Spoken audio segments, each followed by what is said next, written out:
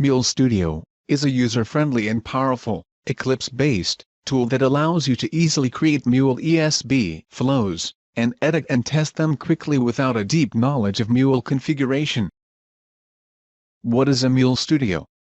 Mule Studio is a powerful, user-friendly Eclipse-based tool.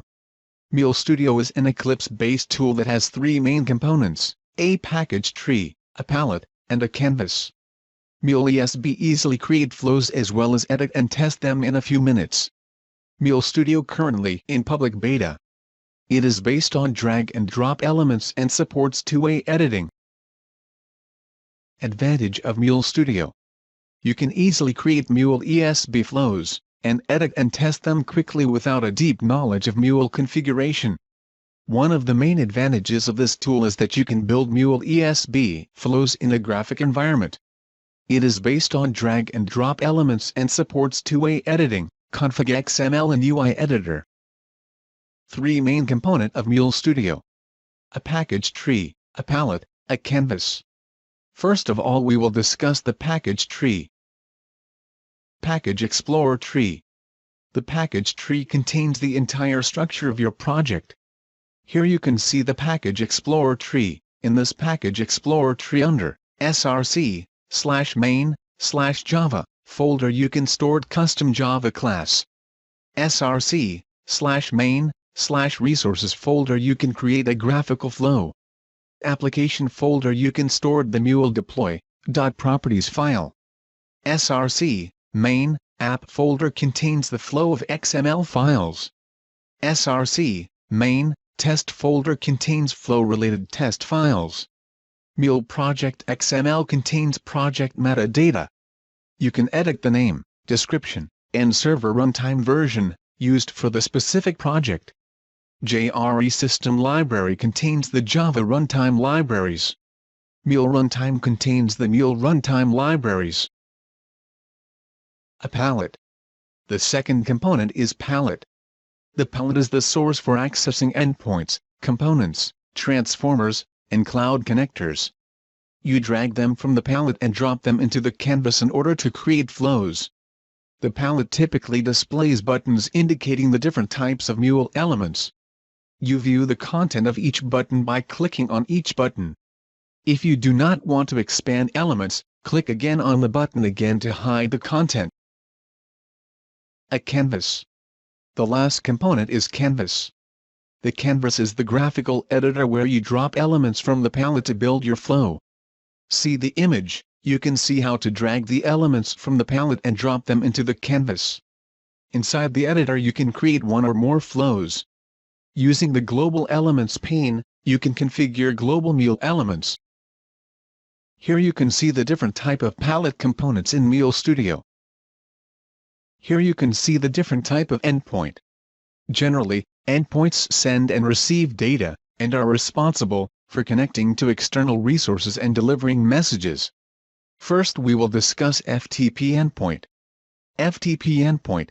This endpoint read file from FTP server. This endpoint carries all the information for an FTP connection. The host and port values are required. File endpoint. This endpoint reads a file from the file system. Generic endpoint. This endpoint is used to dynamic way to configure an endpoint using Mule expressions and specifying paths. HTTP endpoint. This endpoint is used to process HTTP requests or responses. JMS endpoint. This endpoint is used to send or receives messages from a JMS queue. VM endpoint. This endpoint is used to in-memory queue that allows you to integrate different flows or services in the same Mule config. Here you can see the different type of the components. First, we will discuss the component. Component. This component is used to invoke Java component. Components specify a Java class as the service component, or configure a reference to an implementation in a container such as Spring. Echo component. This component is used to echoes a message payload to the console. Logger component. This component is used to performs logging using an expression that determines what should be logged depending on the logging level. REST component. This component is used to make a REST service available via Jersey. REST is the formalized architecture of HTTP based on the concepts of resources, links, and a uniform interface. It uses the HTTP protocol. SOAP component. This component is used to make a web service available via CXF. Here you can see the different type of transformers. Custom transformer. This transformer is used to transformer that delegates to a Java class. Object to XML transformer. This transformer is used to convert a Java object to an XML representation using stream. Script transformer. This transformer is used to use as a script to transform the payload. Transformer ref. This transformer is used to reference as a global transformer. XSLT transformer. This transformer is used to transform XML using XSLT. XML to object transformer.